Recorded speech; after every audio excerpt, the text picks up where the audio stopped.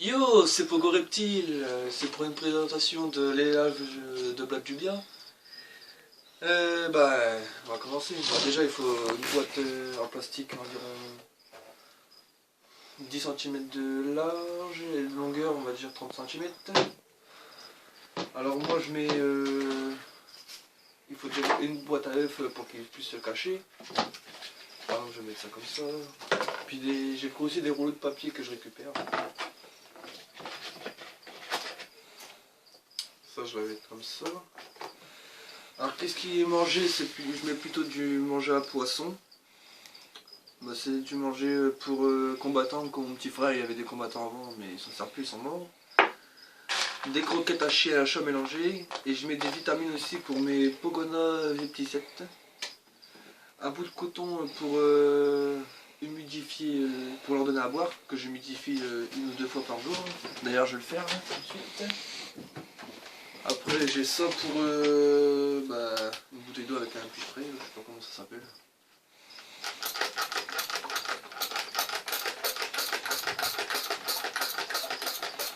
Voilà, vous le mettez dans un coin pour pas que ça mouille tout. Fini de manger, pour pas que ça pourrisse le trou. Bon bah tout ce qui est croquette, je mets ça comme ça dedans.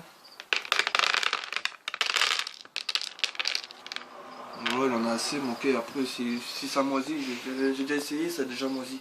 Par contre, ce qui est ça, j'en mets un peu partout dans ça. Parce qu'ils vont un peu partout, puis des fois ils sortent pas du tout de la journée. Voilà. C'est des paillettes. C'est meilleur, ça a plus de vitamines, tout ça. Les croquettes à chien aussi, ça a de la viande, un peu de tout. Alors, puis je mets des végétales pour avoir encore plus de vitamines. C'est des feuilles d'endive. Bon, des fois je mets des épluchures de carottes, des pommes, des oranges, ils adorent ça. Et j'ai pas encore eu de bébé, je la commence seulement mon élevage. J'en mets un peu partout pour qu'ils puissent se nourrir quand ils sortent pas.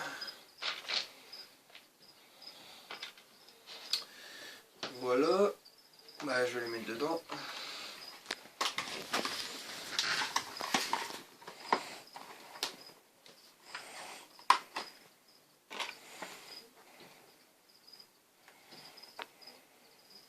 Voilà. Bon, je vous ferai voir après les femelles et mâles. Alors ça je le mets là, je le laisse avec. Ça c'est un mâle, ils ont des grandes ailes sur leur dos. Et ça, attendez. Merde. Ça c'est une femelle, ils ont des traits noirs et puis des traits argentés on va dire. Ils ont deux petites ailes vers leur tête.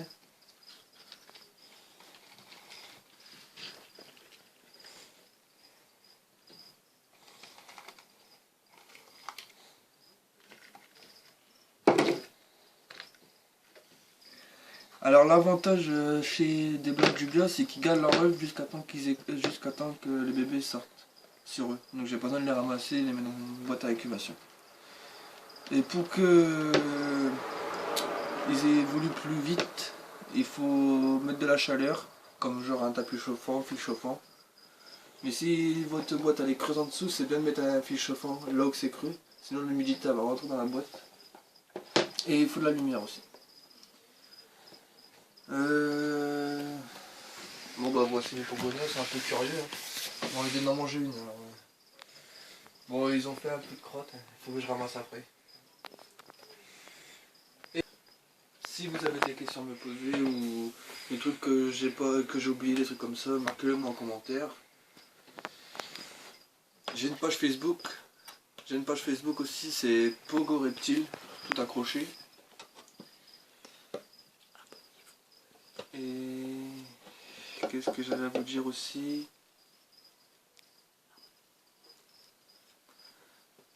Et puis alors oui, briquet aussi, ça serait bien. Et je fais ça pour faire partager ma passion.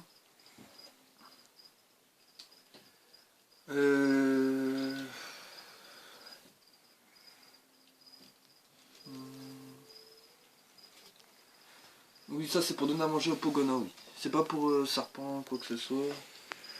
J'ai aussi un élevage de grillons, mais je le ferai voir dans une prochaine vidéo que je ferai. J'ai un élevage de ver Morio, ver de farine, qu'on appelle ça. J'ai un élevage de Suripon, Python royal classique. C'est tout. Et je voudrais savoir, ils mettent combien de temps pour éclore les œufs de Blood Jubla. C'est ça que j'ai pas trouvé. J'ai recherché partout, je n'en trouve pas beaucoup qui disent ils mettent combien de temps à éclore. Donc voilà. Alors n'oubliez pas de vous abonner aussi, je vous le redis, et d'aimer. Et partagez aussi la vidéo, ça serait bien. Et si vous faites des vidéos, je pourrais partager aussi, ainsi de suite.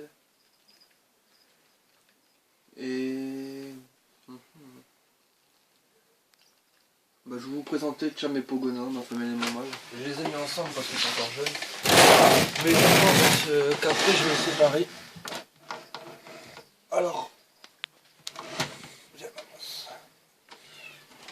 Ma femelle, Pogona, elle a 6 mois. Bah, je pense qu'elle est de bonne taille. Elle est encore en train de muer. Elle a fait 2 belles mues en amour là. Elle mue bien, ouais. Surtout avant de les prendre, surtout lavez-vous les mains. Et après, parce que vous pouvez leur donner des maladies, puis eux peuvent vous redonner des maladies. Et à chaque fois que vous changez les crottes, lavez-vous bien les mains parce que vous pouvez avoir des maladies. Ah, voici César. Ça c'est César, mon mâle de 5 mois. Il mue très bien aussi et une belle couleur je trouve par rapport à la femelle. Moi je les prends une fois par jour pour leur des caresses. Bah ils aiment bien ça, ils le réclament. Là, ce qui est chaleur, bah, j'ai une lampe chauffante de 50 watts pour un thermomètre de 1m50 on va dire de longueur. En hauteur on va dire 50 cm. En largeur, je crois qu'il y a 60, je m'en souviens plus je m'en souviens plus quoi. Et j'ai un néon UVB pour leur développement. Après, ce que je leur donne à manger, bah là, comme ils sont à peu près adultes, je leur donne, enfin ils sont semi-adultes, semi-juvéniles, alors je leur donne 50% de végétaux, 50% de ce qui est sauterelle, le criquet, tout ça. Il y a mon chat qui miaule, elle veut rentrer, mais je la fais pas tout le temps rentrer parce que elle gratte ma boîte d'incubation. J'ai pas encore de bébé, c'est juste pour mes œufs de criquet qu'ils éclosent, puis mes œufs de sauterelle que j'avais, mais ils sont tous morts mes sauterelles.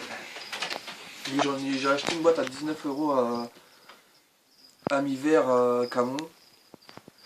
Et il en a 100 dedans, mais il en a 2, 3, 4 tonnes mortes.